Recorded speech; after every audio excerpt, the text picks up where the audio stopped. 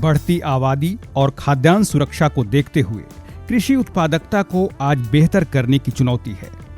वहीं रासायनिक खादों पर निर्भरता भी कम करने की आवश्यकता है। ऐसे में वर्मी कंपोस्ट आधुनिक खेती के लिए वरदान साबित हो सकता है। माना जाता है कि केचुआ खाद के महत्व को सन 1881 में चार्ल्स डार्विन ने एक लंबे अध्ययन के बाद दुनिया को समझाया था। आदिकाल से ही मिट्टी और मानव की मित्रता इन नन्हे केचुओं से रही है, लेकिन समय बीतने के साथ मिट्टी में केचुओं की कमी होने लगी। ऐसे में आज केचुआ खाद के उत्पादन और प्रयोग को तेजी से बढ़ाने की आवश्यकता है।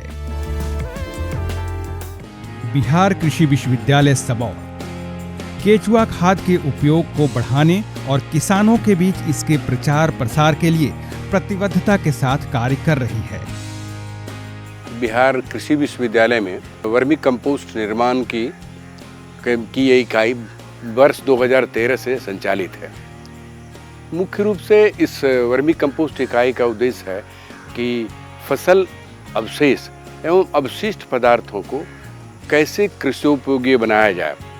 इससे वर्मी कंपोस्ट तैयार करने से जो मृदा का स्वास्थ्य भी सुधरेगा और जो मृदा स्वास्थ्य सुधरने से जो मनुष्य खेती से उत्पन्न होने वाले फसलों का उपयोग करते हैं उसके स्वास्थ्य में भी सुधार होगा और अल्टीमेटली पूरे जीव जगत को इससे फायदा होगा।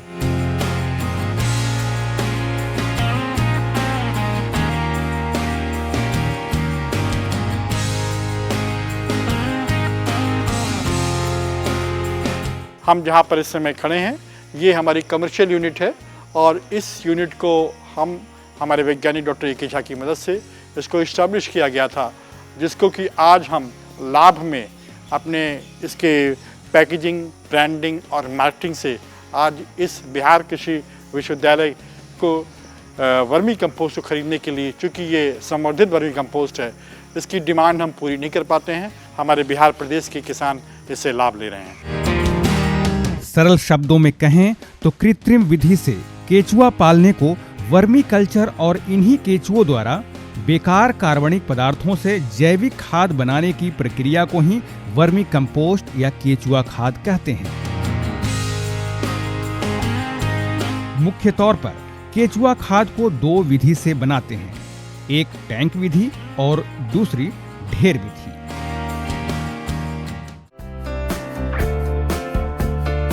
केचुआ खाद बनाने की यह विधि छोटे किसानों और पशुपालन के साथ अतिरिक्त आय अर्जित करने वाले उद्यमियों के बीच सबसे प्रचलित विधि है। इस विधि में साधारणतः ऊंचे स्थान पर झोपड़ी नुमा घर बनाते हैं या बड़े स्तर पर उत्पादन लेने के लिए इस प्रकार के चदरे के शेड भी बनाए जाते हैं। शेड के अंदर 4 मीटर लंबी एवं 1.2 मीटर यानी लगभग 1.25 मीटर चौड़ी और 1 मीटर ऊंची टैंक बनाते हैं। टैंक को ऐसा बनाया जाता है जिसकी नालियों की निकास एक सीध में इस प्रकार हो, जिसमें कि वर्मीवास संग्रह करने में मदद मिल सके। टैंक तैयार होने के बाद अब इसमें वर्मी कंपोस्ट बनाने की प्रक्रिया शुरू कर सकते हैं। हम आपको यहाँ इनरिच्ड यानी संवर्धित वर्मी कंपोस्ट बनाने की विधि बताएंगे। सबसे पहले 60% गोबर और 40% फसल अवशेष में कई तरह के संवर्धक को मिलाकर 3 से 4 सप्ताह के लिए छोड़ देते हैं। टैंक विधि में हम 10 फीट लंबा, 3 फीट चौड़ा और 2.5 फीट गहरा हम टैंक बनाते हैं और उस टैंक में नीचे में हम कंकड़ पत्थर डालते हैं। कंकड़ पत्थर डालने के बाद उसके ऊपर 2-3 इंच हम बालू डालते हैं। उसके बाद उपजाऊ मिट्टी 2 इंच डालते हैं। उसके बाद उसे पानी से भली प्रकार हम भिगा देते हैं। भिगा देने के बाद केचुआ को डाल देते हैं। केचुआ डाल देने के बाद इसमें गोबर डाला जाता है और गोबर डाल करके जब ये लगभग 2 फीट ऊंचा हो जाता है तो उसके बाद हम उसको जो भी हमारे पास पुराना बोरा हो या फिर कह लीजिए कि आपका पुआल वगैरह हो तो पुआल से ढक देते हैं। ढक देने के बाद उसकी सिंचाई आप प्रॉपर करते रहेंगे। 21 दिन तक आप उसकी सिंचाई इस प्रकार से करते रहेंगे कि 60% नमी कम से कम उसमें निश्चित रूपेण बरकरार रहे। यहाँ ध्यान देने वाली बात यह है कि बिना संवर्धित तत्वों को मिलाए हुए भी केचुआ खाद बनाया जा सकता है।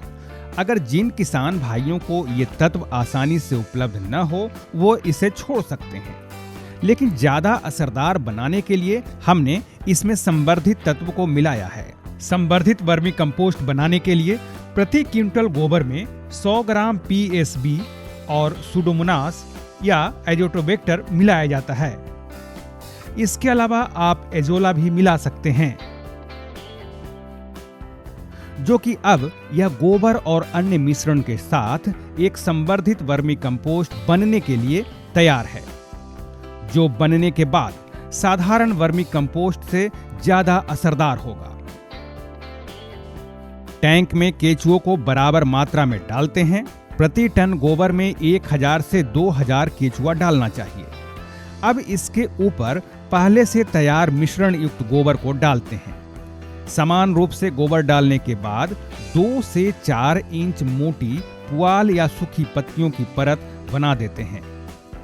आप चाहें तो जूट के बोरे से भी ढक सकते हैं। इसके ऊपर समय समय पर पानी की फुहार देते रहें ताकि इसमें पर्याप्त नमी बरकरार रहे। अब केचुओं ने अपना काम करना शुरू कर दिया है।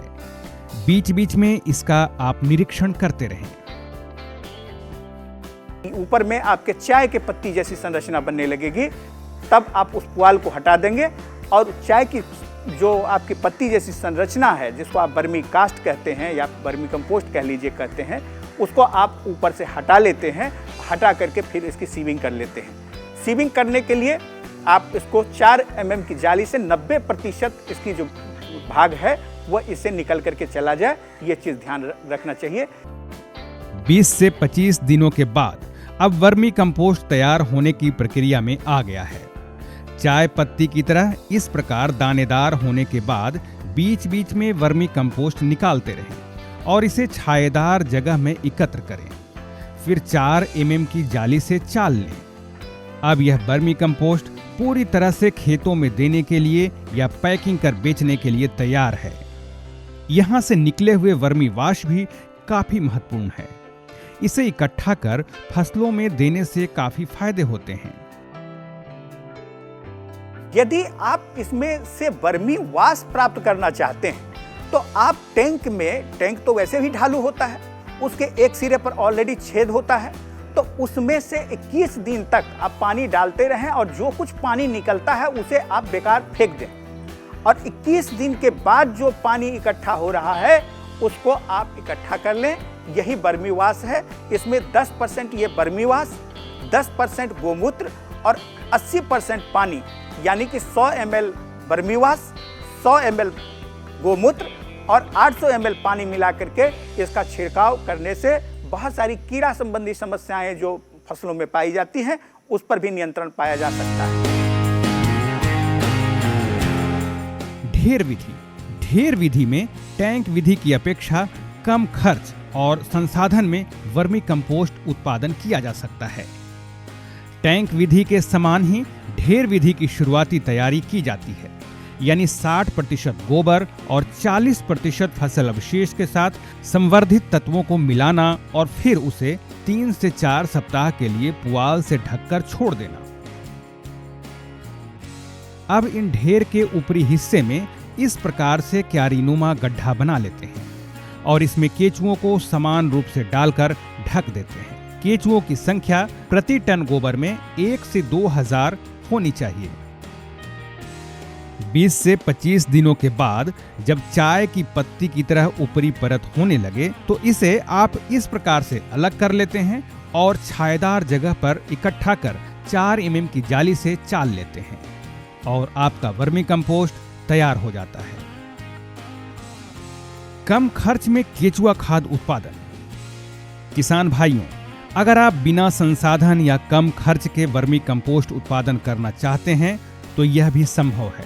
आपके ड्योढ़ी, दलान या फिर पशुओं के आवास के आसपास जगह तो होती ही है, ढेर विधि से आप इस प्रकार के साधारण फूस की झोपड़ी या किसी भी खाली पड़े छायादार जगह पर इसे बना सकते हैं। यहाँ तक कि आप अपने बागीचे में भी वर्मी कंपोस्ट उत्पादन कर सकते हैं। आप अपने खेतों के आसपास इस तरह से गड्ढे बनाकर भी वर्मी कंपोस्ट उत्पादन आसानी से कर सकते हैं।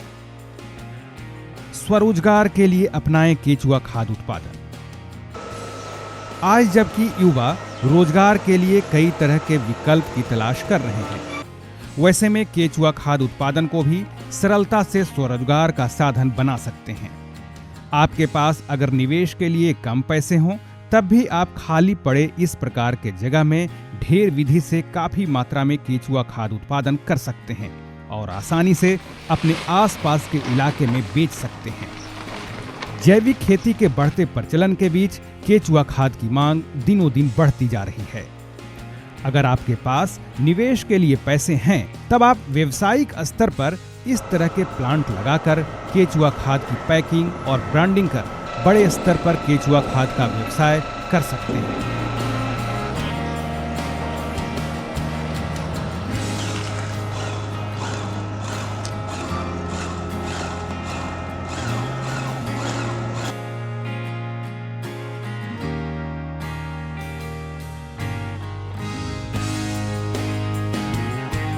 आज बड़े शहरों में और ऑनलाइन शॉपिंग प्लेटफॉर्म पर पैक्ड केचुआ खाद बेची जा रही है। आप किसी नर्सरी उद्यमी से संपर्क कर भी अपने बिजनेस को आगे बढ़ा सकते हैं। अच्छी बात तो यह है कि केचुआ उत्पादन के उद्देश्य से किसी भी प्रकार के स्ट्रक्चर बनाने के लिए अथवा व्यावसायिक स्तर पर उत्पादन के शुरुआत के लिए सरकार द्वारा अनुदान भी दी जाती है।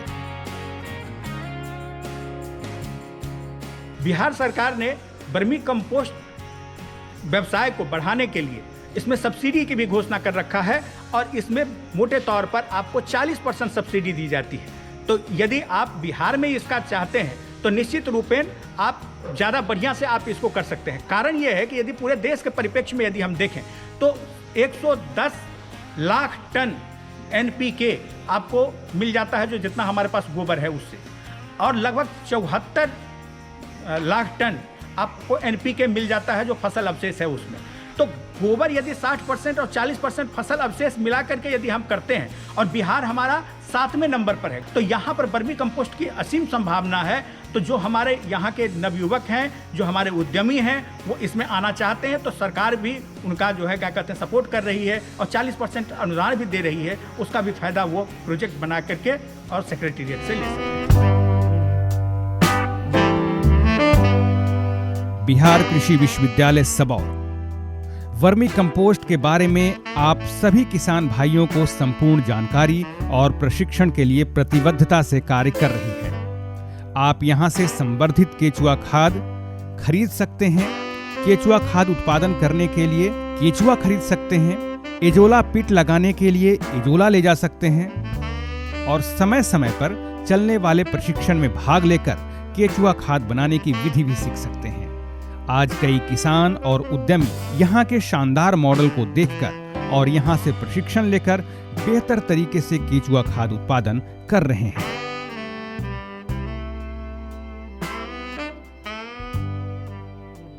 देश में हमें किसी भी रोजगार को स्थापित करने से पहले बाजार को देखते हुए, बाजार की मांग को देखते हुए हमें अपने रोजगार की स्थापना करनी चाहिए और उसके ऐसे उद्देश्य होने चाहिए कि जिससे देश को, हमारे किसान भाइयों को, हमारी धरती माँ को एक अच्छे पोषक तत्वों का भी संचार हो।